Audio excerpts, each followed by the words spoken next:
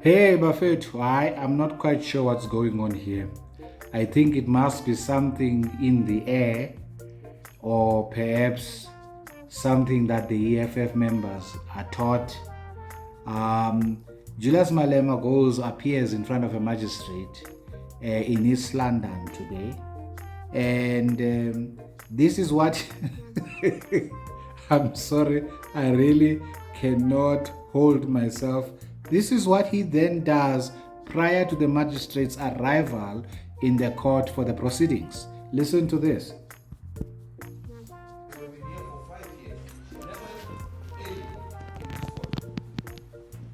And no one has ever written an article about that. She's not about the law, she's not the law. She has a duty to respect us. This is unacceptable. We have 2 hours today. If anything, we should have started here on time. Justice must never be delayed. Never. This is an absolute rubbish we must never stand for. If it means prison, let it be prison. But no one must disrespect us like that. No one. No magistrate, no prosecutor must disrespect us like that, and then we keep quiet. She has never been early to any court. She says, comes at 12, we come at 12, she's never here. She's never here. We must not talk because we're scared to go to jail or being disrespected. It can't be. We have rights, and our rights must be respected. It's a load shedding. We're starting at 11. It doesn't matter what time you start. You start at 1, you start at 2. She's going to be late. And then no one must talk about it. 5 years we were here. She has never been on time. No journalist has ever written about that. Not a single journalist has ever spoken about her ill-discipline or coming late to court. Coming late to court, you must keep quiet. 2 hours today. If anything, we should have been here, all of us on time, because we don't have time. There's load shedding. They said to us be here 2 hours today. We have lost the whole day, 2 hours. Now it's gone, it's 1 hour. She's still not here. I'm not that. I'm sorry, but I think this is madness. Hence, I said maybe it's something that is in the air. I think that this is ridiculous. It's nothing but an intimidation of judges. Now, a few months ago, Julius Malema and Loza appeared in a court in Randburg, in a magistrate court in Randburg. And evidence was led of how that they had literally assaulted a police officer.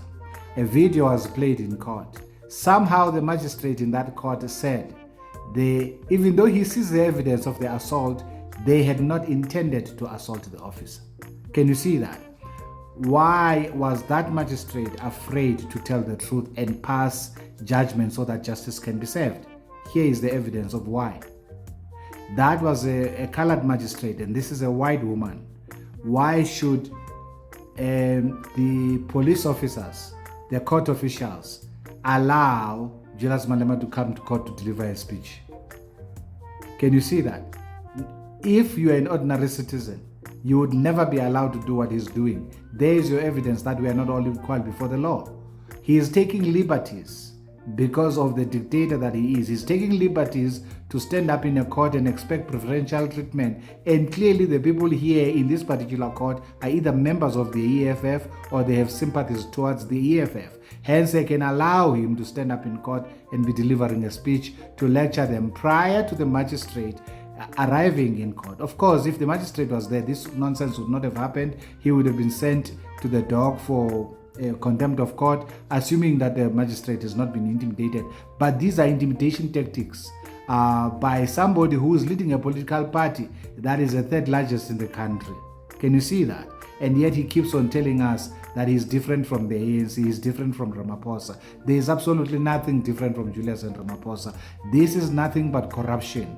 For you, when you're in a position of power as Julius is, Julius sits in committees that appoints judges. This magistrate, if she still has aspirations to be promoted, she's obviously going to apply for maybe a position of a judge in an SCA, or even to sit in the in the Constitutional Court. And Julius is part of the committee that selects these people. Can you see that? So this for me is problematic, and Julius has absolutely no legal background. I'm not quite sure why parliamentarians should be allowed to sit in that process of appointing justices who are not requiring a political background.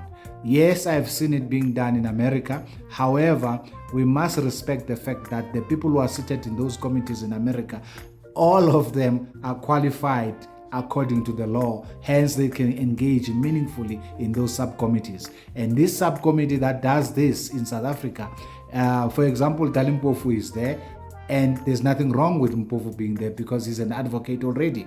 And I would that such committees would only be filled by people who are law practitioners, who have the relevant qualifications, so as to remove this type of intimidation. Now, this took place today in a court of law, in a magistrate court, and I hope that the magistrate would arrest this behavior because it's completely unacceptable. Okay, look, that's my view. You tell me what you think, because it could be that you have a contrary view that says, no, he does have a right to get to court and tell the magistrate how to operate. I mean, if you've got a problem with a service anywhere, you write a complaint and you forward it to the relevant authorities, but you do not take a center stage and use the platform which is not yours. This courtroom belongs to the magistrate. Hence, I'm saying this is an intimidation tactic. But it's not only an intimidation tactic, it's also a campaign for elections. Because as he rightfully points out with his own mouth, he's been coming to this magistrate court for 5 years, meaning this matter of theirs has not been closed for 5 years. He has not once, this is his own assertion and admission as he speaks here, he has not once addressed this matter. Why didn't he address it if he's as militant as he claims when it happened the first time?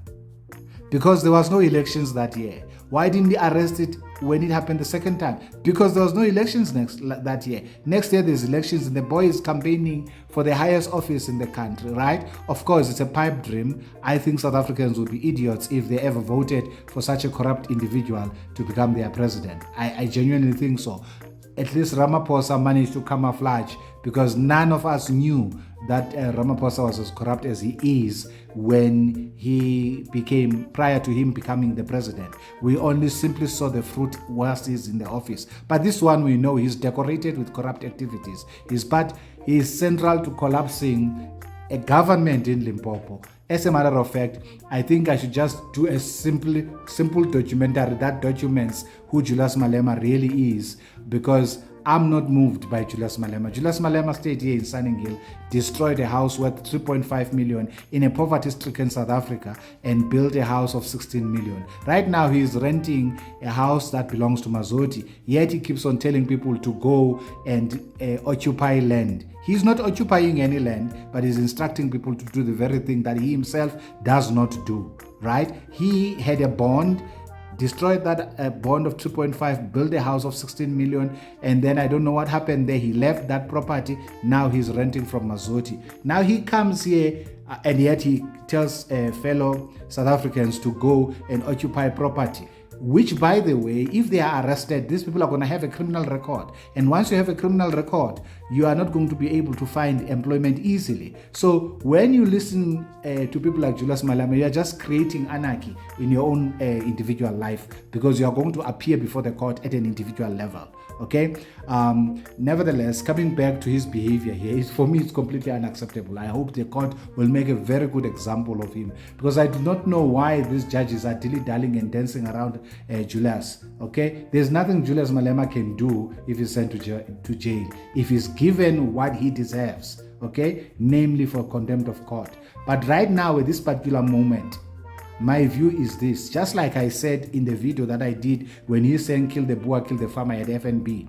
I said he shouldn't be pursued by anybody to court, because that's precisely what he wants to do. He wants to campaign, and the video is on my channel.